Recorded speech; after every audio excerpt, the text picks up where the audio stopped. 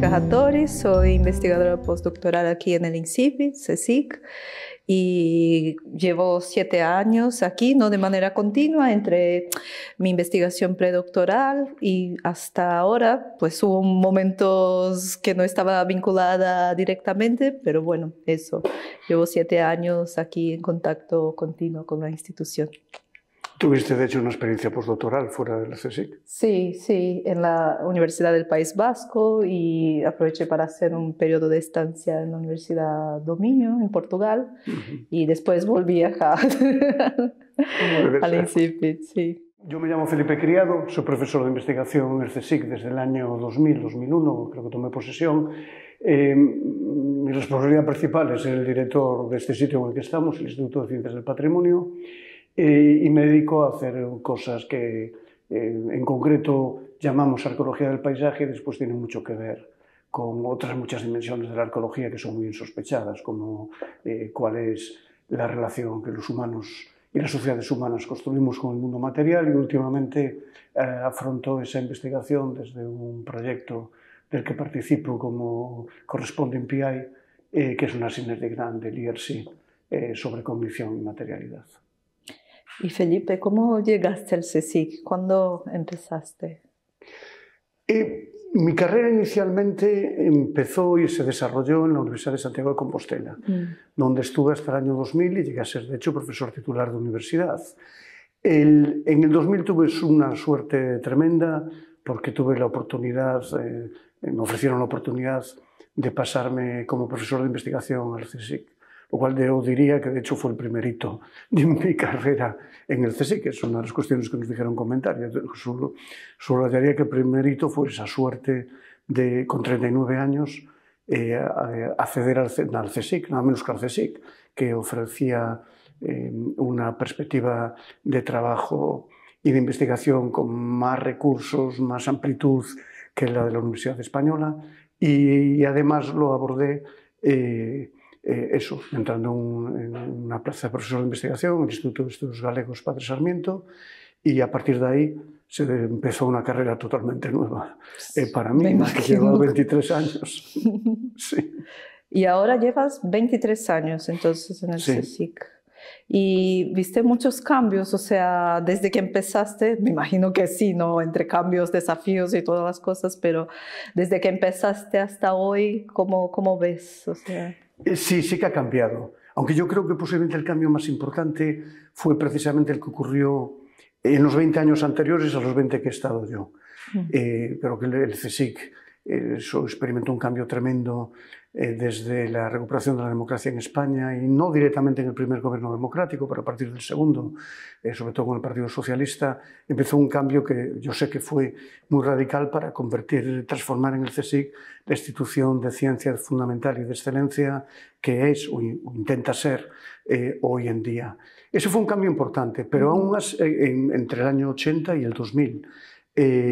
Yo llegué después, pero soy testigo de que el CSIC ha cambiado muchísimo en estos casi 25 años, y también soy consciente de que debe seguir cambiando. Yo siempre comento que el CSIC no es una institución perfecta, es perfectible. Es decir, que puede y debe mejorar, y hay muchas cosas que mejorar. Pero dentro de eso, soy también consciente de que el CSIC ofrece una perspectiva de trabajo donde, por ejemplo, la interdisciplinaridad o el trabajo conjunto entre disciplinas distintas es más fácil, donde trabajar en un ámbito más general, tanto geográficamente y de proyección más internacional, como también en un ámbito de preguntas de investigación o ambiciones de investigación mayores, es posiblemente más fácil que en muchas universidades españolas, sobre todo en el año 2000, que no solo disponían de menos recursos, sino que estaban muy orientadas a la docencia, muy trabadas por la organización en áreas de conocimiento, y al final también muy centradas en la primera misión de la universidad, que es la docencia. Claro, yo tengo un poco esa sensación cuando vine al CSIC, es decir, tampoco tengo experiencia en las universidades españolas, ¿no? Pero cuando vine acá,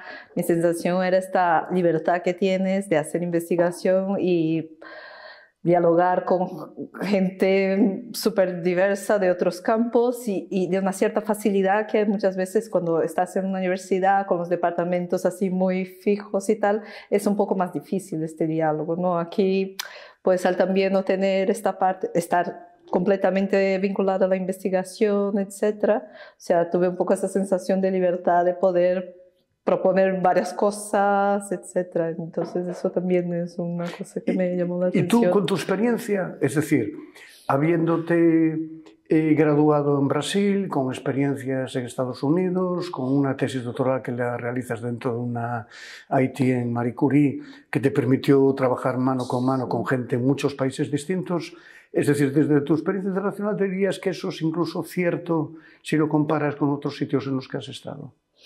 Sí, totalmente, totalmente, porque bueno, incluso con la Marie Curie yo tuve contacto con las universidades en otras partes de Europa y mi sensación era muy eso, ¿no? De que el CSIC tenías un poco esa libertad de hacer investigación, de poner en diálogo con mucha gente y de campos distintos y en Brasil pues esto también estaba vinculada yo a una universidad, entonces claro, ahí también estabas muy restringida de alguna manera al departamento de arqueología, al museo, entonces era un diálogo un poco más, ¿no?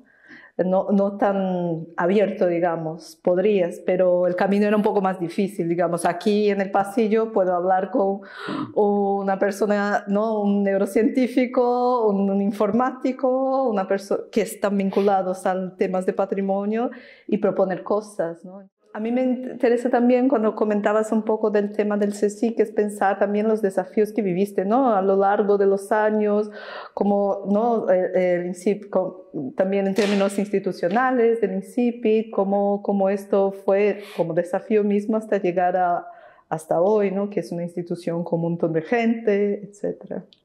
Sí, porque yo sobre eso además te puedo decir que yo he tenido, y lo vivo además como un privilegio, porque tuve el privilegio de poder tener, como creo que compañeras y compañeros habrán tenido cada uno en su ámbito, también el privilegio de vivir experiencias muy especiales o momentos muy especiales. Yo sin duda los tuve.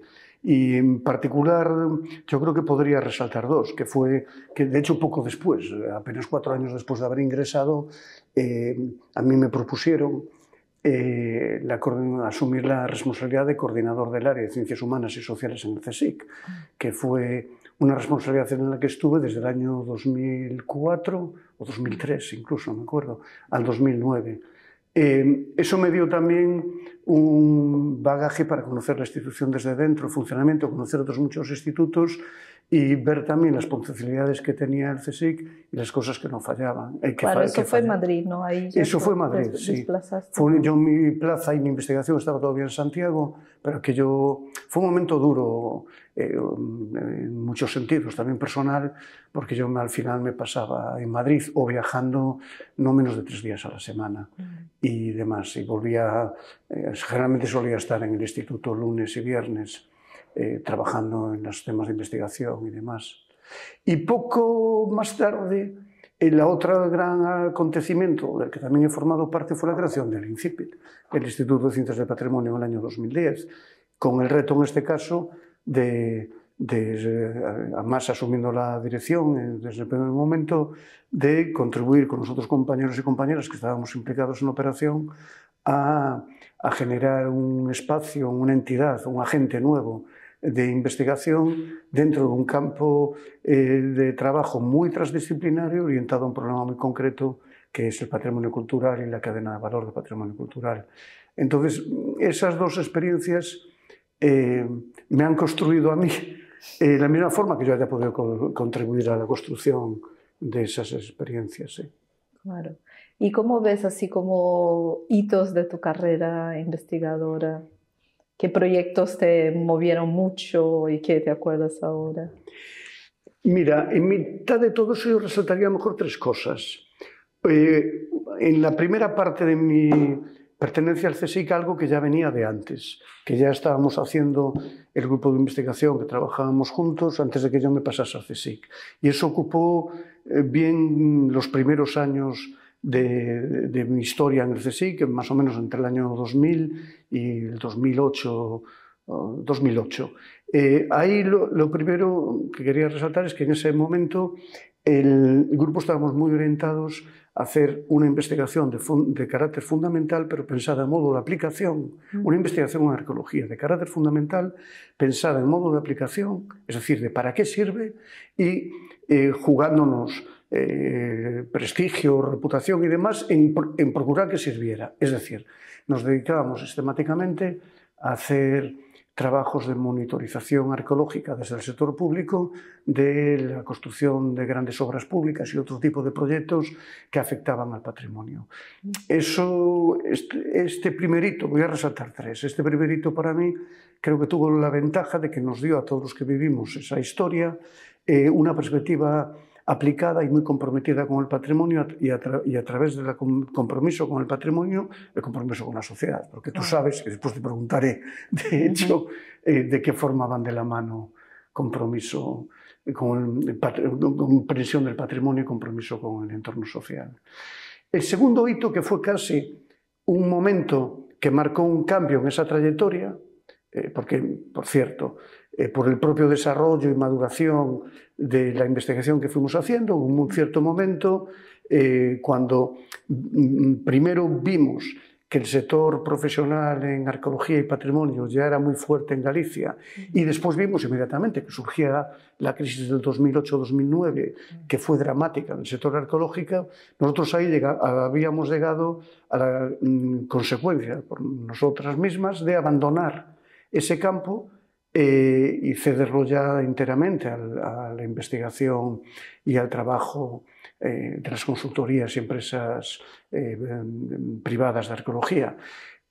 Coincidiendo con eso, entonces, el segundo hito fue que el INCIPID coordinó, y yo fui el investigador coordinador responsable de una Consolider, un programa de investigación que después desapareció y no existe, pero era un gran programa de investigación, una convocatoria que financiaba grandes equipos de investigación enfocados a la resolución de un problema concreto. Es una convocatoria muy competitiva, dotada de aquella con 10 millones de euros, bueno, dependía, podía ser hasta 10 millones de euros. Eso para mí fue un segundo hito importante que permitió, de hecho, cargar de sentido el programa de investigación en patrimonio cultural en el INCIPIT y en correlación con otros muchos institutos del CSIC, como el Instituto de Historia en Madrid y muchos otros que no citaré para no alargarme. El tercer hito diría que fue, años después, la consecución, la obtención de una Synergy Grant del IRC, de la que soy corresponde en PI, al lado de otros tres investigadores principales, uno de los cuales, Luis Martínez Otero, también es investigador del CSIC, de especialista en neurociencia de la visión, en el Instituto de Neurociencias de Alicante. Eso fue otro hito fundamental, que ha coincidido también, a su vez, con una vuelta de tuerca, para mí, en el tipo de trayectoria que yo seguía en investigaciones en patrimonio, en investigación de la materialidad, para intentar cubrir con base en aproximaciones experimentales cuál es la dimensión cognitiva y la interacción con los procesos cognitivos que tiene la exposición a la cultura material. Así que fíjate, resumo, esos tres hitos. Uno primero, que era en realidad continuidad de lo que habíamos estado haciendo, hablo en plural porque no era yo solo, éramos mucha gente, algunos de los cuales ahora son investigadores de plantilla también en el CSIC, no solo en este instituto, sino en otros. Entonces, continuando una trayectoria que tenía ya 10 años, entre el 90 y el 2000, el primer hito fue eso, una orientación sobre todo hacia el patrimonio, conciliando la aproximación e investigación fundamental con la investigación aplicada y la perspectiva de rendir rendimiento social. Un segundo que fue un giro al abandonar esa línea, pero insistir más en qué significa una investigación fundamental sobre la cadena de valor del patrimonio, y un tercer hito posibilitado ahora por esta Synergy Grant X-Scale Material Minds, que trata con el ámbito material del patrimonio, con la dimensión material del patrimonio, cómo esto interacciona con la cognición. Son los tres hitos que resaltaría. Sí. Perdona que me he alargado. No, no, pero estaba pensando porque haces mucho hincapié del tema de que no eras tú solo, ¿no? Que estabas tú con un equipo, que algunos de ellos incluso al día de hoy son científicos de plantilla aquí en el INCIPIT. Estaba pensando un poco, ¿no? Que cómo ves también esta relación con algunos tus estudiantes, me imagino, ¿no? De máster, doctorado y tal. ¿Cómo ves esa relación? Y una cosa que me parece interesante, ¿no? Desde esta perspectiva un poco más a lo largo del tiempo, si ves una diferencia del perfil de los estudiantes de antes, ahora, ¿cómo ves un poco el tema? ¿Tú crees que cambió? O sea, claro, me imagino que sí en términos generacionales. Ha cambiado, ¿no? Claramente ha cambiado. Cosas, y es un tema que además complica a veces el diálogo intergeneracional, porque para los que somos investigadores, investigadoras en el mundo de los técnicos también ocurre, es muy frecuente aquello que comentaba un filósofo alemán, que lo que define a un técnico es que no piensa porque ya ha pensado. Eso se aplica muy directamente al mundo de la investigación.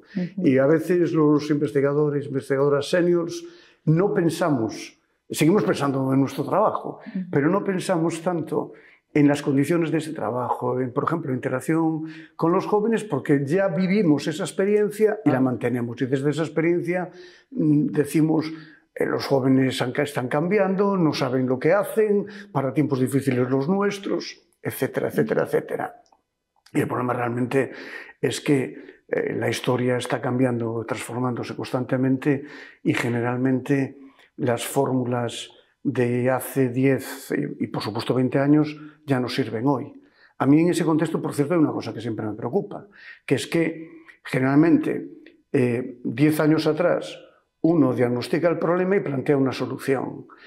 Como vivimos en unas inercias también en España, en el sistema científico español y por supuesto en el CSIC, tan fuertes, la solución no se puede implementar directamente. Con lo cual, durante 10 años sigues pensando en la generación que generaste 10 años atrás. Y nuestra tragedia es no darnos cuenta que cuando por fin puedes implementar la solución, esa solución seguramente ya es vieja. Y la solución que concebiste la primera vez no sirve. Tienes que pensar en la solución más bien que plantearías 10 años después, no la que concebiste 10 años antes. Pero volviendo a la primera parte de tu pregunta, yo siempre me gusta resaltar la dimensión colectiva de trabajo en grupo de la investigación, porque, fijaros, aquí hay una cosa muy rara. Yo creo que no hay ninguna persona que se dedique a la investigación que no reconozca que la investigación es investigación en grupo. Pero después fijaros que hablamos de investigadores principales. Tenemos un sistema de recompensas, sea la promoción o sean los premios, que recompensa siempre a la persona concreta. Le damos nombre propio a los inventos, a los descubrimientos.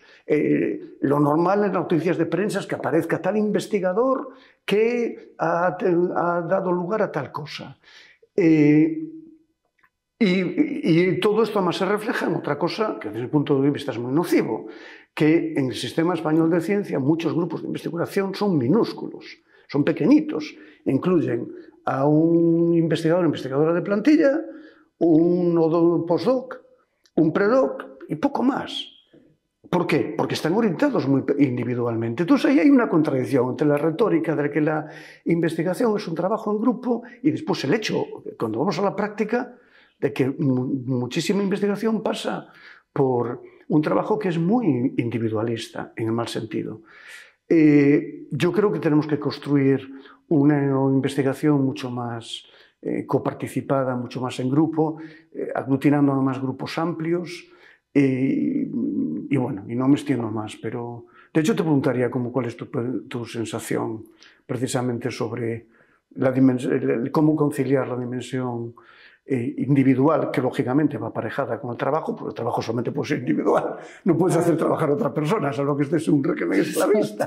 Trabajas tú, entonces el trabajo es individual. Pero ¿cómo conciliarías? Claro, pero es que es difícil, ¿no? Si piensas, por ejemplo, en los investigadores que están en el comienzo de la carrera, acaba por empezar ya desde la perspectiva muy individual, a no ser que estés vinculado a un grupo de investigación, ¿no? Yo, por ejemplo, es verdad que sí pienso en mi experiencia en el comienzo con la tesis de doctorado.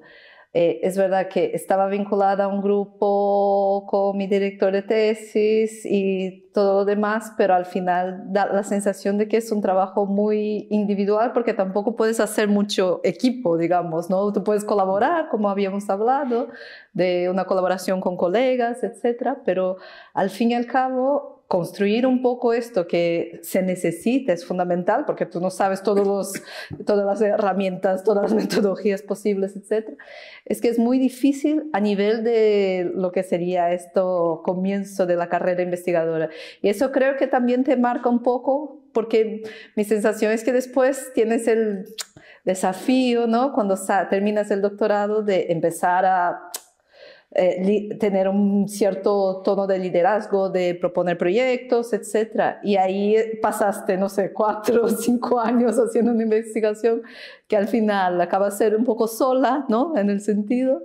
Entonces hay como casi una cierta contradicción en ese sentido, ¿no? De que te demandan liderazgo, equipo, organizar proyectos, etcétera, cuando tú pasaste 5 años ahí solo, o sea, en un café, en la biblioteca, en tu despacho, haciendo tus análisis, ¿no? A ver, yo creo que aquí el tema... Pero el tema de la arqueología facilita un poco, y eso también hay que decirlo, porque un trabajo de campo tú no haces solo jamás, o sea, es imposible. Igual que facilita la interacción con la comunidad. Claro, es como hablabas, ¿no? Del trabajo de que era tu primer hito y tal, que fue fundamental para pensar un poco la arqueología y sociedad.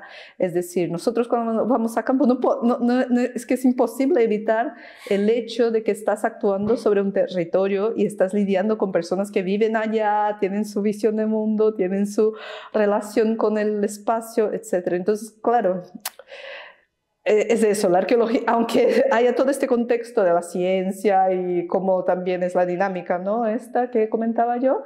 Por otro lado, la arqueología es que es imposible hacer un trabajo de campo, es imposible no ver que hay una comunidad allí o gente viviendo en donde estás tú haciendo prospección. Y que esto que estás haciendo está afectando, sea para bien, sea para plantear impactos, plantear críticamente el tipo de investigación que hacemos, etc.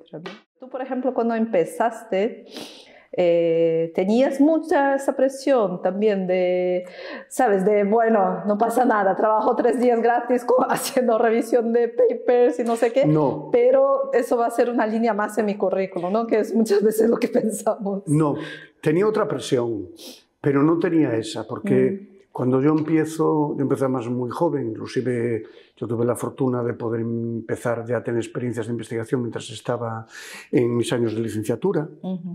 Mis primeras publicaciones con profesores míos fueron antes de acabar mi licenciatura, y en todo el periodo que va del 80 al 90 tuve otras muchas presiones. La presión laboral, la presión del salario, la presión inhumana de terminar una tesis doctoral que había que hacerlo en un cierto plazo. La mía fue larga. De hecho, yo estuve casi 8 años, 7 años largos trabajando con tesis doctoral porque llegué a tener 12 horas de clases semanales y 280 alumnos. Claro, eso es inhumano. Claro. Hoy existen presiones, pero no tenía esas presiones de las que hablabas, porque aquí el sistema todavía estaba, en el fondo, en España invertebrado. Yo creo que cada generación... Yo soy tremendamente respetuoso con la presión actual que tienen las personas jóvenes.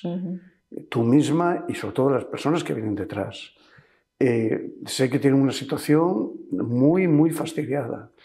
En muchas cosas incluso más fastidiada que la mía, que el sistema era más pequeño, en el fondo había un poquito más de oportunidades, pero eran oportunidades que, por ejemplo, pasaban más por el arbitrio de una persona que por un sistema más imparcial, digamos, ¿no? Yo te digo una cosa, yo gané muy joven mi primera plaza como profesor ayudante en la Universidad de Santiago en el primer concurso público de evaluación competitiva que hizo la Universidad de Santiago en el año 83. Fue el primero. y lo gané por eso, porque además entré en contra de la opinión fundamental de los que hasta 2 días antes eran los que tomaban las decisiones, porque la vinculación de una ayudantía la tomaba el catedrático correspondiente. Pero dicho eso, creo que es importante recordar que toda generación hemos tenido nuestros problemas. Claro. Y precisamente desde esa experiencia creo que tenemos que ser simpatéticos con el hecho de que los jóvenes tienen otros problemas no menos importantes y igual de graves. Lo que no me sirve a mí, por ejemplo, lo que se dice muchas veces, cuando desde las personas que son mayores te vuelves a los jóvenes y dices, uff, ¿de qué os quejáis? Para difícil lo que tuve que hacer yo. No, porque el planteamiento real es, como yo lo tuve muy difícil, tengo que asumir que todos los que sois jóvenes... Claro, tienes que vivirlo. Claro, efectivamente. Sí, sí. Oye, déjame cambiar y volver a una cosa que me gustaría saber tu sentir, Marcia. A ver, tú eres antropóloga forense. Has hecho una tesis espectacular sobre trabajo con las víctimas de la dictadura política brasilera y la identificación de esas víctimas y has utilizado el trabajo antropológico y arqueológico para discernir las causas, los procesos de esa persecución política. Claro, es una investigación donde el compromiso social está dentro de la propia elección del tema. Pero desde esa experiencia, e inclusive hablando más allá de los ámbitos de arqueología y de patrimonio, hablando como en investigación tenemos que hablar mucho de la relevancia social de lo que hacemos y de la relación de la investigación fundamental con las preocupaciones y prioridades sociales, ¿tú qué le dirías a la gente y sobre todo a la gente joven que tiene que empezar una investigación? Creo que el consejo, yendo a tu pregunta, que yo dejaría a la gente que quiere investigar o que está investigando, es que hacer investigación tiene que generarte una cierta pasión, ¿no? Porque investigación, sabemos, tarda muchísimo, llevan años, y si no es algo que te mueve socialmente, políticamente, es que no tiene ningún sentido y va a ser lo peor, o sea, lo más aburrido que puedes hacer, ¿no? Entonces a mí también siempre me fue fundamental, desde mi experiencia, esta cosa de sentirme muy involucrada y ver sentido en lo que estoy haciendo, ¿no? Ver sentido social, político, en el tipo de trabajo que hago. Entonces eso para mí es fundamental incluso porque, por ejemplo, con la propia tesis o mismo cuando estaba trabajando como técnica en arqueología haciendo un informe. O sea, llega un punto que estás tú, aunque sea el tema más apasionante del mundo, estás tú, Dios, quiero librarme de esto ya, no aguanto más. Sí. Entonces, si no es algo que te mueve, ¿no? Es muy difícil seguir adelante. Y entonces yo dejaría un poco este consejo, que aunque el tema que sea, tiene que mover un poco tu cuerpo, ¿no? Tiene que mover un poco ahí dentro algo, porque si no es muy difícil seguir la investigación, ¿no? Por todos los desafíos que estamos hablando hasta ahora, incluso, ¿no? Desde la perspectiva más individual, personal, ¿no? De los desafíos que hay, cómo seguir la carrera investigadora, cuando tienes que hacer muchas cosas, desde incluso, ¿no? Desde el punto de vista personal, etcétera, pero también en términos de que eso tiene que moverte. Yo en eso estoy totalmente de acuerdo. Ahí inclusive relativizaría un poquito el concepto que muchas veces utilizamos, que es el de vocación científica. El tema de la vocación es un poquito a lo mejor más complicado o distinto, pero recuperaría clarísimamente o impondría la idea de que la persona que se quiere orientar a la investigación necesita estar convencida de lo que lo quiere hacer y por qué está convencida. Y a partir de ahí generar lo que yo llamaría, sabes que es un tema en el que yo suelo insistir, el entusiasmo. La gente se tiene que entusiasmar. Y sí tiene que entusiasmarse de forma real en aquello que está haciendo, porque después al final, antes o después van a llegar los momentos malos, y los momentos malos son más frecuentes en investigación que los buenos. La precariedad. La precariedad, la dificultad, la inseguridad de dónde vas a poder llegar, y mientras tanto, en el trabajo de campo, en el laboratorio, en la biblioteca, tienes otros problemas de que no me sale el trabajo, los datos no terminan de responder a mi hipótesis. Es decir, los momentos malos son constantes. La única forma de sobrevivir esos momentos es, de hecho, el entusiasmo. Y hoy, que nos preocupa tanto, con razón, el tema del deterioro personal y psicológico vinculado al trabajo de investigación, creo que la primera barrera, individualmente hablando, la primera barrera para evitar eso es por el propio entusiasmo personal. Y yo estoy contigo en que ese entusiasmo a su vez depende mucho de que la gente sea capaz de proyectar que aquello que quiere hacer sirve para algo más que para simplemente satisfacer su curiosidad. Claro, y la investigación es un concepto amplio, ¿no? No es que tengas muy claro que quieres ser científico titular de no sé qué, evidente. Pero como técnico, como incluso entusiasta en algún tema, es esto, es la investigación en su sentido amplio, ¿no? De que, pues me interesa mucho, tengo pasión por este tema o por trabajos de difusión en arqueología, pues genial. Entonces, ¿no? O sea, es un poco, porque no es que tengas que tener muy claro que quieres ser investigador o tal, pero en el sentido más amplio creo que es fundamental, ¿no? Bueno, dijiste lo que precisamente comentaba yo y no quería mucho entrar en ello. Esa es la razón por la que yo no insisto tanto en la vocación, en la vocación científica, del científico que quiere ser catedrático, etcétera, etcétera, o descubrir tal cosa. Y es más importante, en cambio, el entusiasmo del personal investigador, el personal en formación, el personal técnico, hasta diría del personal en administración, que está trabajando en nuestros institutos, el entusiasmo por estar haciendo algo que crees que es más importante que aquello concreto, que forma parte de algo más importante que aquello concreto que tú estás haciendo. Yo, desde mi perspectiva personal, bueno, tuve 2 hijos y estoy embarazada del tercero, ¿no? Entonces tuve experiencias bastante distintas en cada uno de ellos. Es decir, el primero fue cuando yo era muy joven y solo había terminado la licenciatura. Es decir, tenía 24 años. Entonces, en este momento, no sé si es porque era el primer hijo, me dio una ansiedad y una desesperación en el sentido de, ¿podré ser arqueóloga?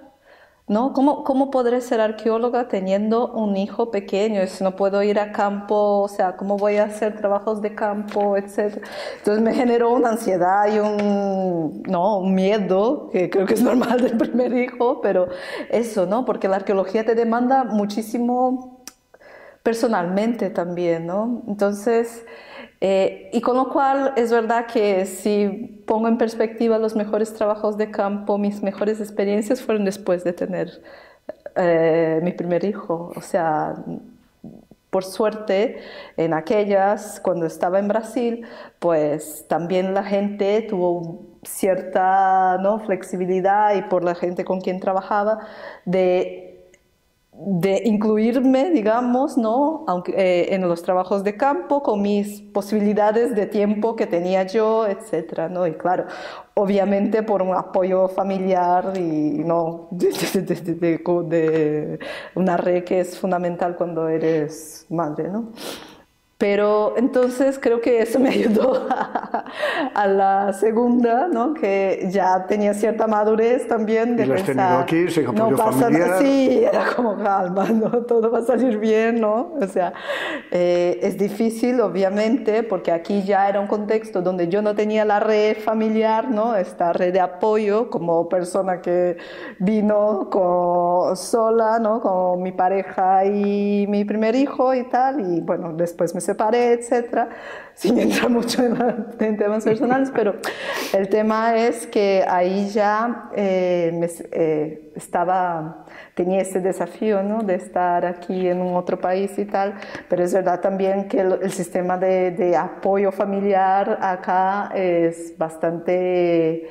Te deja un poco más tranquila, ¿no? Y en la propia institución también es verdad que eso pude de manera bastante flexible, digamos, poder adaptarme a los trabajos de campo, a mis tiempos, a conciliar, es esto, ¿no? Entonces, bueno, es verdad que falta unas políticas así más concretas en el sentido más general, pero eso, no sé si puedo dar un consejo, es como va a salir bien, no nos preocupéis, podemos ser arqueólogas, madres, etcétera, mudarnos, etcétera. Pero claro, no sin desafíos, porque era un poco lo que te decía en el sentido de jóvenes investigadores, en un sistema que te pide mudarte a cada 2 años, tener una experiencia internacional, sea donde sea, en el país que sea, entonces tener que llevar una familia es muy difícil, ¿no? Es como te cuestiona muchas veces, aunque tú estés más motivado del mundo, o sea, te cuestionas, o sea, necesito hacer todo esto, ¿no?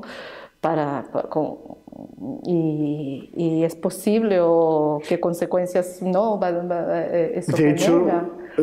De hecho, déjame que lo diga así, no sé, si no lo ves tú, contradíceme, pero yo creo que, por ejemplo, en tu caso, todo ese tránsito en parte fue posible porque fuiste beneficiaria de un programa ITM Marie Curie que de partida ya tiene salarios muy buenos, pero encima te da un plus por cada hijo con el que te mueves, te da un plus por la pareja, te da un plus por la mudanza, cosa que no tienen otro tipo de contratos pre y postdoctorales.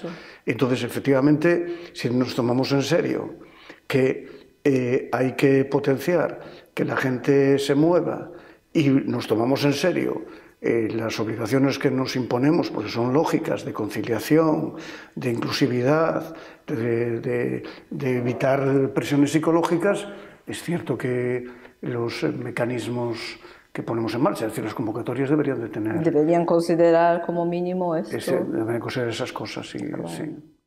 También creo que hay que decir algunos de los retos que tenemos todavía como INCIPIT, como CSIC, que afrontar, porque creo que hay retos importantes y que a veces queda un poquito amortiguada la capacidad o amortizada la capacidad de cambiar. Yo diré 2 o 3 cosas rápidas, pero creo que un reto importantísimo es... Después digo otra cosa más general, si me acuerdo. Pero creo que un reto más importante, primero de todo, es la ambición intelectual, es decir, de pensar out of the box y pensar, atreverte a pensar y hacer cosas que sean distintas, pero al mismo tiempo ambiciosas, en el sentido de que te permitan ver más allá de ti mismo o de lo que está al lado, que te permitan ver el pasado mañana, etc. Esta es una cosa que es un reto que hay que construir porque los sistemas de evaluación y de promoción, incluso de contratación, temporales y dotados de una grandísima tasa de temporalidad, a veces te impiden precisamente hacer eso. Esto es una cosa. Lo segundo reto que hay que hacer, que no solo del CSIC, sino del Sistema Español de Ciencia, en relación con esto, antes comenté en algún momento de la conversación que España ahora tiene un sistema que está mucho más procedimentado, mucho más sistematizado que lo que tenía antes. Pero estamos incurriendo en un problema tremendo, que lo estamos sistematizando tanto que estamos a punto, si no lo hemos hecho ya, de generar un modelo de carrera científica en el que le pedimos a la gente que tenga un poquito de todo.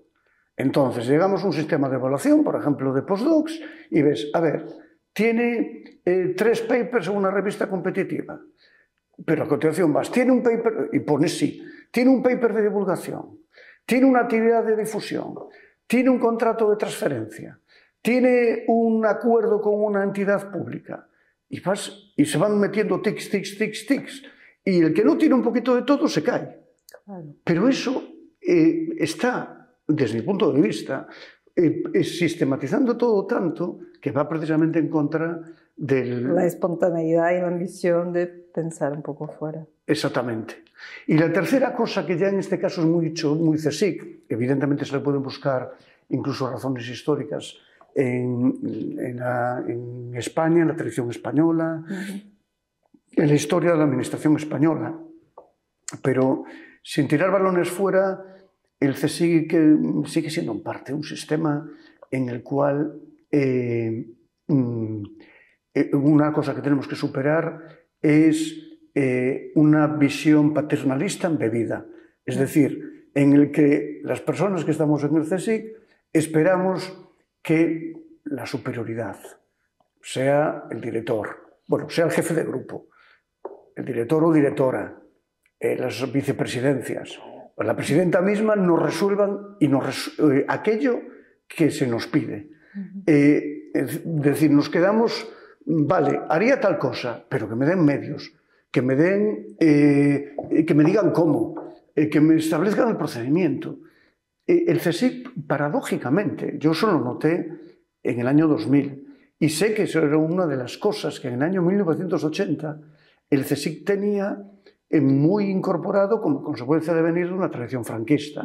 Pero es que mucho me temo que en el año 2024 en gran medida seguimos así. Tenemos que superar eso.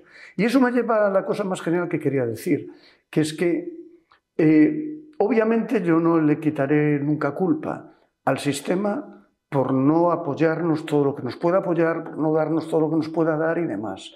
Pero aquí a lo mejor soy un poquito más anglosajón por mi formación anglosajona. Como creo, por cierto, que esto mismo le pasa a mucha gente del INCIPIT, porque en grosso modo somos todos de formación anglosajona. No puedes esperar que te solventen el tema. Tienes que hacerlo, do it yourself. Tienes que ponerte a la tarea y hacerlo tú mismo, en el marco de actividad, de recursos, de capacidades que tengas, incluso desafiando o creando la necesidad para que el jefe se dé cuenta, pues esto también hay que hacerlo. Yo creo que esto nos falta y aunque, como digo, el sistema español de ciencia tiene que hacer mucho más y mejor, muchas cosas, como mejor financiación, lo que sea, pero a los individuos que trabajamos en él nos compete la responsabilidad de tirar para adelante aunque las condiciones sean adversas. Y creo que las condiciones adversas no pueden limitarnos de verdad de conculcar el principio fundamental de que la historia sabemos bien que avanza por dinámicas sociales generadas por intercambio e interacción entre individuos concretos que afrontan los problemas. Por presión y demanda. Sí. Yo, fíjate, diría una cosa que posiblemente es la menos esperada. Las personas que entran en el CSIC tienen que saber que entran en una entidad que tiene una historia, que se ha generado históricamente, en un contexto. No voy a dar ahora una lección histórica sobre el CSIC. Lo que voy a pedir es que los jóvenes sepan que llegan a un sitio que no ha nacido ayer, que tiene una historia, que esa historia la ha llevado a cambiar, ha generado una cultura corporativa que a su vez ha ido cambiando en ciertos momentos o ciertos otros. Entonces lo que yo diría es que la gente cuando entra tiene que saber dónde está.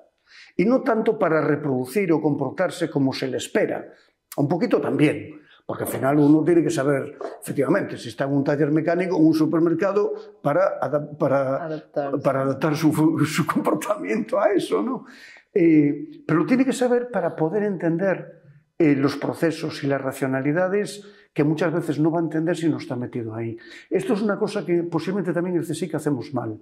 Incluso en el INCIPIT, aunque procuramos evitarlo, tampoco terminamos de hacerlo. No le decimos a la gente de dónde viene el CSIC, de dónde viene el INCIPIT, cómo se generó, cómo ha ido cambiando. Claro, pero esto demanda casi un slow science que hablábamos, ¿no? Un poco durante la conversación, durante la charla, que era un poco esta cosa de cuando vienes para estar 1 año, 2 años, es muy difícil, ¿no? Efectivamente, ese es el problema, sí. Porque estamos hablando un poco de ubicarte, contextualizarte en dónde estás, que puedes, ¿no? Que puedes incluso generar depresión de demanda para cambiar ciertas cosas o para adaptarte incluso a cómo moverte en una institución así. Pero eso también demanda un poco, ¿no? Casi como ir en contra al modelo que hablabas tú, del modelo neoliberal, del modelo de la precariedad, de saber que la persona se mueve en 1 año para saber Dios dónde. Entonces, también tiene un poco eso, ¿no? Del desafío también de cómo poder adaptar esto, que es fundamental, como decías tú, ¿no? De contextualizar a ti mismo dónde estás y que puedes presionar, que puedes demandar, que puedes adaptar, que puedes, etcétera, a un modelo de ciencia que ahora mismo, entre entender cómo si estamos hablando de gente que se muda de un país a otro, es como entender cómo funciona el país, el sistema, la sociedad o los códigos, etcétera, y la institución donde estás. Es que esto yo siempre digo, mira, si te dan un contrato de 2 años, 1 año es solo para entender dónde estás, no sé qué está pasando allí. Sí. Totalmente de acuerdo. Claro, ¿no? El problema es que obviamente esto no es práctico hacerlo con gente que viene con un contrato de 2 años, de 3 años. El tema es que muchas veces esa gente después a lo mejor sale, termina volviendo, vuelve otra vez con un contrato de 2 años, termina saliendo y con suerte otro día vuelve como científico, científica titular. Y como es ya una vieja conocida en el lugar, tampoco le das en ese momento este know-how. Pero yo diría algo que la gente que tenemos formación histórica sabemos, pero que no comporten en absoluto, no lo conocen, la gente que no tiene formación histórica, que es que como cualquier cosa que hagamos está históricamente determinada, tiene unas condiciones históricas, la gente debería ser siempre consciente, y no para repetirla o alabarla o venerarla, sino reflexivamente consciente de la historia de aquel sitio en el que está.